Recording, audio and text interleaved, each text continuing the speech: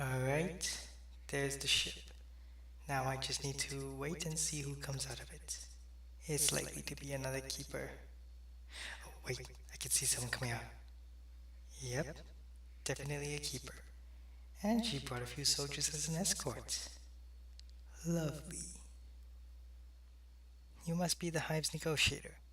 Welcome to Earth. I am Agent Shadowgear. I was told to expect you. Thank you, Shadowgear. You can call me Rivers. Before we begin, I have some orders for you. You are to be assigned to help the fight against the Outlanders by order of the Queen. Make sure you take your equipment with you on your ship when you leave. Of course. I'll get it done as soon as we're done here.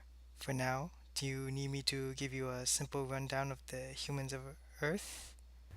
Yes, of course. I was told you had taken some time to study the Earth. Yes, I have been stationed here for quite some time. I've learned quite a lot during that time. I brought a human made map of Earth inside this bag. It has all the major land masses as well as the different countries. All of them, actually, like even some of the more obscure ones. Each of these countries are somewhat similar to hives, except they are not as unified, and two members of one country don't really have the same kind of unconditional trust we tend to have at our hive. Not only that, these countries are not locked in an eternal war. At least, not like the Great War, anyway. Despite that, some of them can be really suspicious and distrustful of others. Along with that, two countries may enter what is called an alliance. It could basically be two or more countries promising to cooperate in many, many different ways.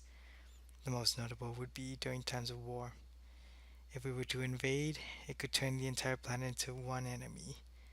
Despite that, I would not be afraid of their military. Each of these countries still use bullets and ballistic weapons, which would be ineffective even against infantry shields.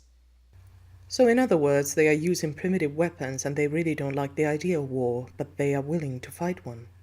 Now that is interesting. I can see why so many within the hive find humans to be interesting creatures. Do you have any ideas of what we may be able to get out of the negotiation? I have created a few options to choose from based off of the political climate. The first of these is to invade this country right here. It is a very controversial country, and both sides are not entirely sure what to do about it from what I've been able to gather. They have many enemies on Earth who would love to see them gone, but they would not be happy if we were to occupy their territory. Along with that, humans simply don't like wars, and it is possible their allies might decide to go back on their alliance with them. As a result, I'm not really sure if their allies will rush to their aid, but I would expect the worst. Interesting choice. But you said there were other options. I would like to hear those options before taking any actions. No need to make a hasty decision. Of course, another option would be to attack this tiny island over here. It's not inhabited by any country I mentioned earlier. In fact, it's really underdeveloped compared to the rest of Earth. It is underdeveloped to the point where they would be defending against the tanks with bows and arrows. This has another set of disadvantages, though. The larger and more developed countries will look down on attacking pre industrial tribes.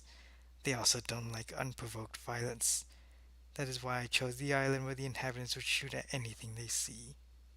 A small and easy to defeat enemy. Not only that, justifying an invasion would be easy, especially if all we had to do was fly a shuttle above the island. We don't even need to shoot at them first. I love the way you think, Shadowgear. There is one last problem, though. Pretty much the entire world can be considered claimed land, so they are technically within this country's territory. If they resist our attempts to take the island, they are likely to call upon their allies to help them. That could unify most of the world. Assuming their enemies decide to put aside their differences and join them, of course. That can be fixed by requesting a piece of land from any country, maybe even the island itself. Are there any more options available to us? There is one last country I want to mention, this one. It managed to stay out of every single major war due to its geography. It also has no allies from what I've gathered. Invading it might not be a good idea though, because many countries would consider it to be an unprovoked attack. But it's something I thought was worth mentioning. It's a candidate simply because they are basically all alone from what I've gathered. No other reason. There is one last thing you might want to know, or you need to know. There is a secret international government funded organization created to fight against aliens. If, for whatever reason, a fight breaks out, watch out. They are likely prepared and ready. Just be careful. Very well. If that's it then, I'll get to work on preparing the negotiations. Remember, you are to leave this planet and report to the THS prosecutor. You may take this time to say your goodbyes to any humans you wish. Will do. Hopefully, my information will prove useful for the negotiations. I am sure they'll be useful. Now it's time for me to go. One last thing.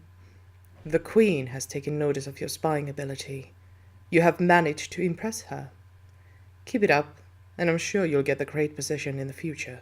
Of course, I need to go too. I need to start taking this time to prepare for my departure. Goodbye.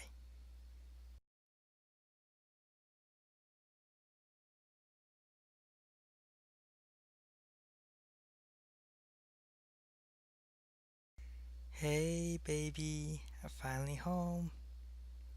Finally done with that meeting. Yes, it went pretty well. The negotiations are going to start soon, but I do have some bad news though.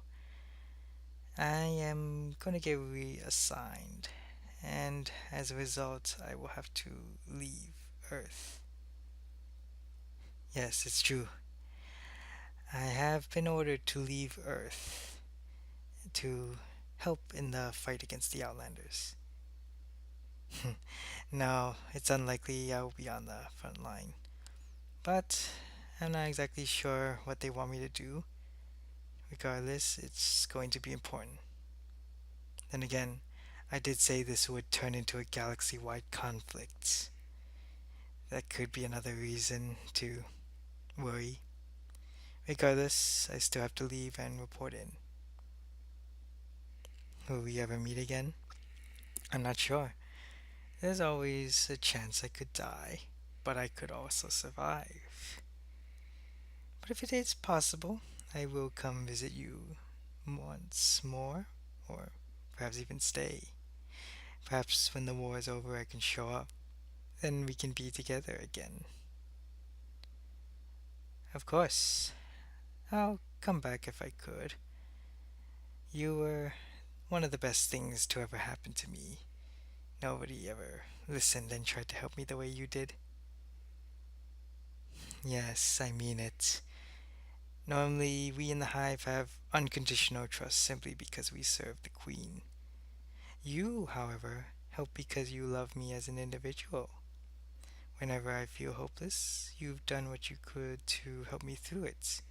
You even saved my life despite the risks. That is why I will always remember you. If I ever make it through the war, I will be back to see you again. What if I die? Then take this to remember me by. It's the communicator that started this whole ordeal. You can look up my number with it, and, well, you will be able to see if I am registered as alive or dead.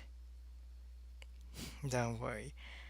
As long as the Earth doesn't suddenly gain some kind of new and advanced communication technology, they're going to think it was destroyed. Alright. Goodbye, baby. Remember the numbers. 19082021187110-500. Shadow Gear.